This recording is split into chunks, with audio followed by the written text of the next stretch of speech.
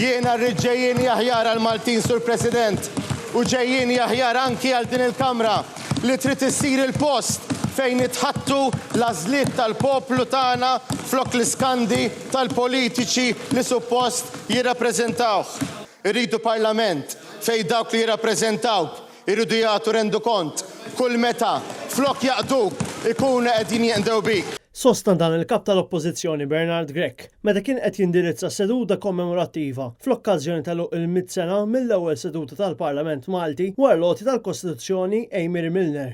F'messaġġ li wassal għal din l-okkażjoni, Bernard Grech fakkar kif il-Parlament kien strumentali biex pajjiżna kiseb l-indipendenza u sħubija fl-Unjoni Ewropea. Bil-Kamra twellet il-prosperità mid-dialogu. Mill-konfrontazzjoni kultant ankab illa, il-Parlament wittatri għal poplu maqut u konvint fir-rieda tiegħu.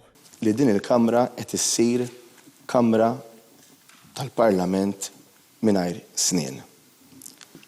Aħna jidrinna li din il-Kamra trid turi aktar rispett li għan-nifisha u tara li jkun rispettati id-dritt ukoll tal-poplu Malti li jitlob rendikont għaliex ħadd ma huwa aqwa minn ħadd. Il-kap tal-Partit Nazzjonalista wara nuqqas taqbil dwar kif ir-rulings u preċedenti parlamentari jintużaw biex jagħtu aġir ta' xi ħadd. Fost dawn semma l-ex Prim Ministru Joseph Muscat. Bil-poplu għandu jkun l-unika sovran fil-Parlament għaliex huwa l-post fejn il-poplu jitlob rendikont. Għal Bernard Grech, il-ftit għodda li baqa biex jagħmlu skrutinju inbidlu f'farsa hekk kif għad-domandi parlamentari mresqa, il-Ministri laqqas ikunu preżenti biex jirrisponduhom. Il-kap tal-Oppożizzjoni saħaq li l-membri parlamentari ma jistgħux jibqgħu jaħdmu fuq bażi part-time jekk il-Parlament irid tkun mammar biex jaqdid miru fis-sena 2021. Tant li qed jonqos milli jagħti femtu fuq il-proposti tal-liġijiet Ewropej li joltu direttament lill-familji, iż-żgħażagħ u n-negozji Maltin.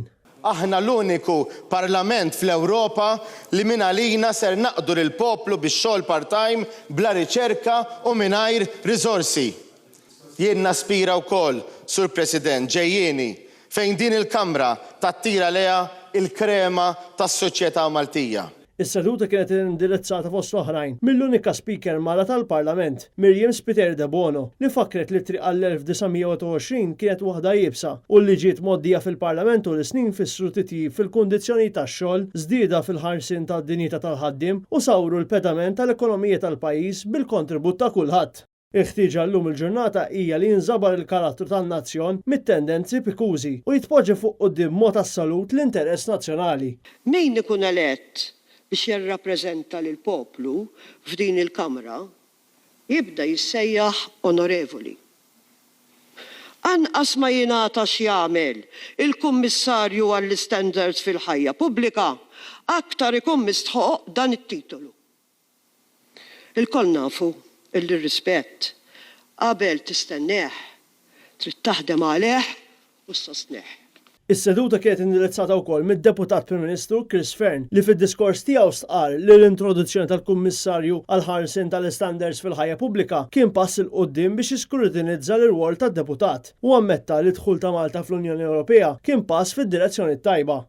Malta llum hija membru tal-Unjoni Ewropea għax matul dawn l-aħħar 100 sena il-parlamentari ta' dan il-Parlament, il-mexxejja parlamentari ta' dan il-Parlament ħadu id-deċiżjonijiet it-tajbin.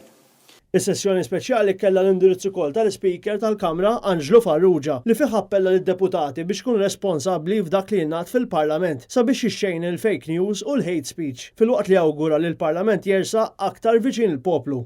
Għandna dejjem inżommu f'moħħna li dak li ngħidu u dak li nagħmlu għandna nkunu mnebħin biss mis-servizz tas-soċjetà li aħna mistennija dejjem ninservu.